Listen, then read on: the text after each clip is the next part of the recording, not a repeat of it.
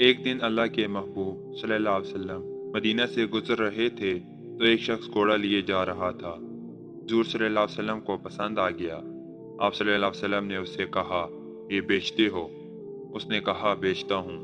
آپ صلی اللہ علیہ وسلم نے فرمایا، کتنے کا؟ اس نے کہا، اتنے کا۔ کچھ رقم بتائی۔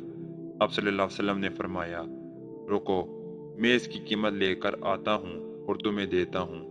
کیونکہ گھوڑا حضور صلی اللہ علیہ وسلم کو پسند آ گیا تھا تو آقا صلی اللہ علیہ وسلم قیمت لینے گئے۔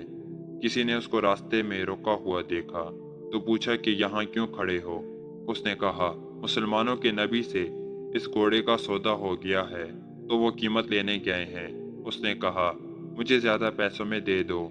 اس نے کہا، میں تو سودا کر چکا ہوں۔ اس نے کہا، کوئی گواہ تھا؟ کہا، نہیں۔ کہا، مکر جانا۔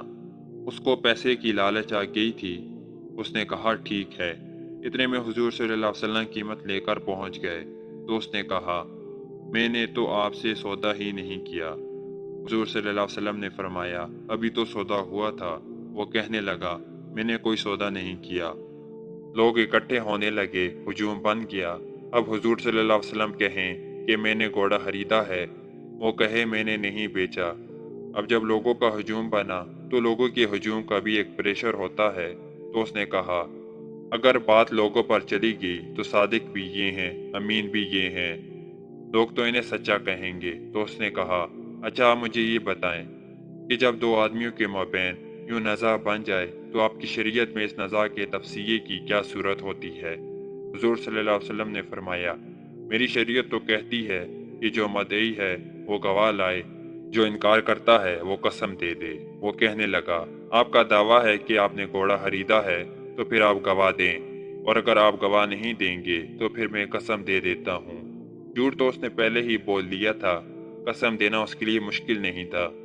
تو یہ بھی پتا تھا کہ گواہ کوئی نہیں ہے، تو اس نے کہا، آپ گواہ پیش کر دیں۔ جس قیمت پر آپ بتا رہے ہیں میں گھوڑا دے دیتا ہوں، اور اگر آپ کے پاس گواہ نہیں ہے تو پھر میں قسم دے دیتا ہوں۔ اب بڑی بزم تھی، لوگوں کا ہجوم تھا، اور اس نے ایک ایسی بات کی۔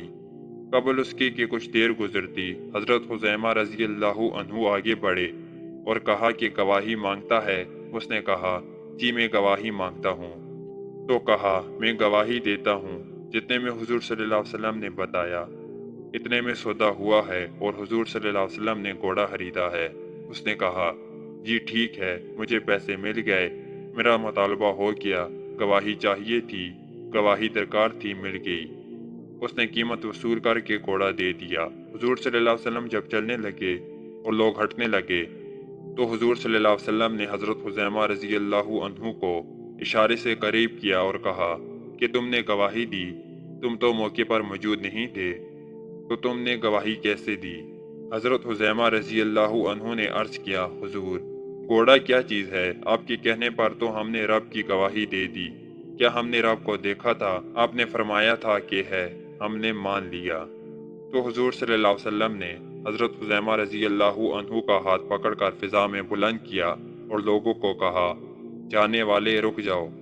جانے والے ٹھہر گئے۔ آپ صلی اللہ علیہ وسلم نے فرمایا، کسی عدالت میں گواہی کی ضرورت ہو تو میری شریعت دو گواہ مانگتی ہے۔